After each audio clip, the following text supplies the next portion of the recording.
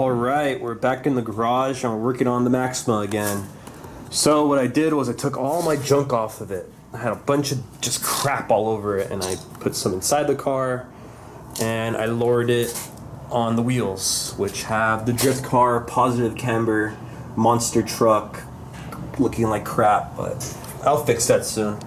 S13 coilovers, bolt on, you just gotta drill a hole, so I gotta do that. But anyway, I'm going to move this car to my main house. This isn't my main house. This is like the garage I have. Like, I technically inherited this garage. It was promised to me 25 years ago, so I'm using it. And I do like it. I'm blessed. I'm really blessed. Like, having parking in LA is a blessing, but it kind of sucks in here, honestly, because I guess, you know, when it's like 20, well, when it's 60 degrees in here, it's 80 degrees. When it's 80 degrees, it's 100 degrees, if you get what I mean.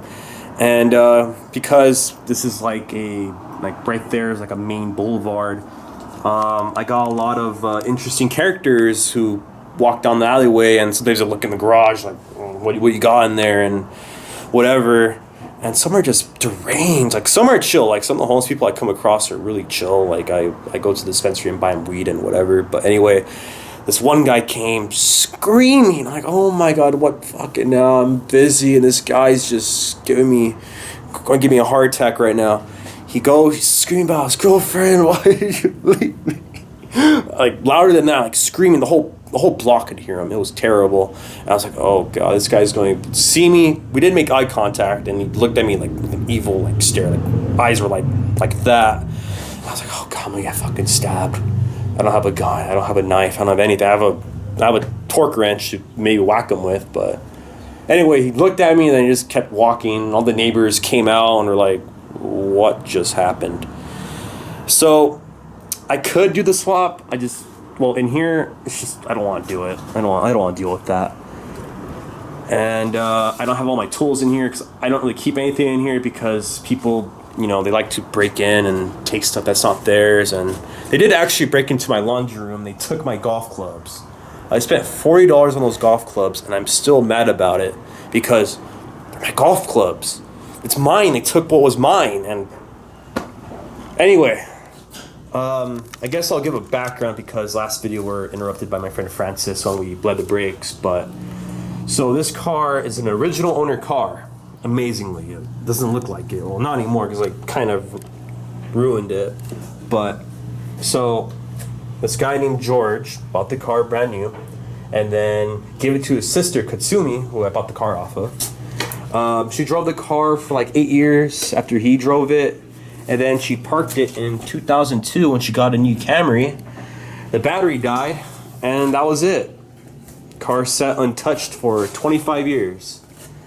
And the reason why I wanted a Maxima was, I was already into Nissans. Like, I was like 16, 17, and I was at a gas station in my Z, and I saw a guy who had a Maxima wagon, and I was like, oh my God, I've never seen one of these before. And then he told me, all right, open the door and turn the lights on. So I did. I opened the door, turned the lights on, and it said, lights are on. And I just nutted right there, like literally. And from that point on, I had to have one of these. And I knew this car was sitting there because this car, you know, was only a couple blocks from me, and I used to ride my bikes around the neighborhood. I actually crashed my bike into here as a kid. Talk about karma. But anyway, I asked her, it was like in 2017, I was like 16 years old, and I asked her, can you please sell me the car? It's just sitting there. I can make a cool car out of it. She told me no. I go back next year, no. Next year, no. So I kind of gave up, but I gave her my phone number, and I told her, if you ever reconsider, give me a call. And then last year, I got the phone call from her, and I was just shocked.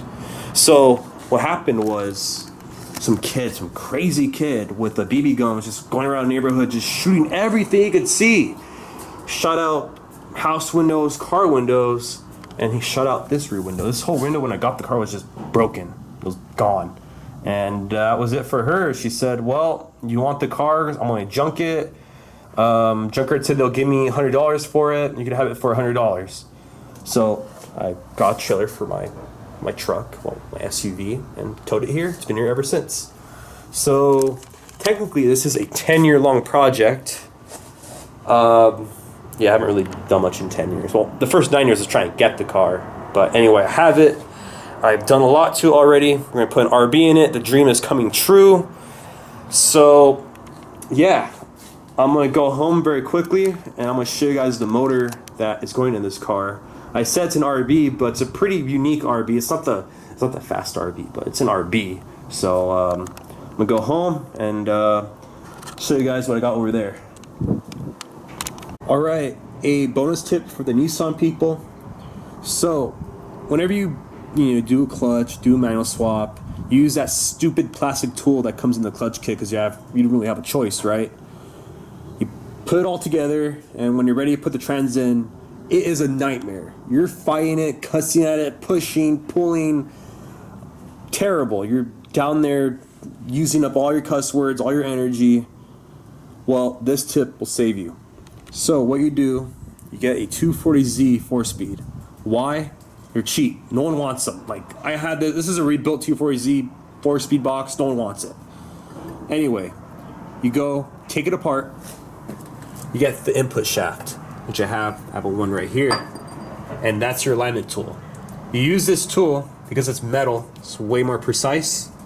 The trans glides right in. Just pops right in and you don't have to fight it at all.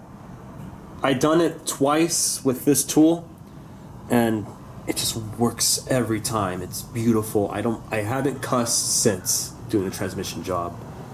One thing I would do is I'd take it to a machine shop and cut this, because this is too big to slide. You gotta put the clutch and the pressure plate on at the same time if you have this still on there. So cut that off.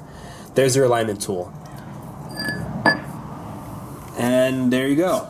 Transmission swaps made easy. Alright, I'm back in my garage where my 240's just been sitting. I haven't really driven it that much.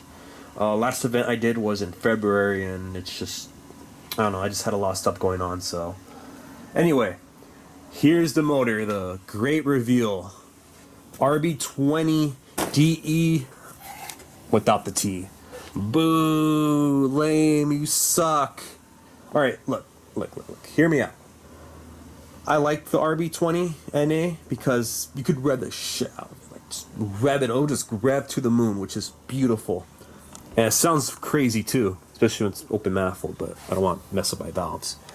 And the only mods I've done, if you know RBs, is the head pulling. Same with the CA, I have a CA right there, same crap that happens. But I just put a head drain with the little AN adapter there. It's like the little block off port, which came in handy. And I used I think this is like a high octane head drain where you don't have to drill. You just put a little Allen key in there and it holds it in place. Hasn't leaked, so that's good. But yeah. So that's it. Stay tuned for the next video where we get the RB in the Maxima. I hope it goes well. I'm just worried that this might interfere with the steering shaft, but we'll figure that out when we get there. But thank you all for watching.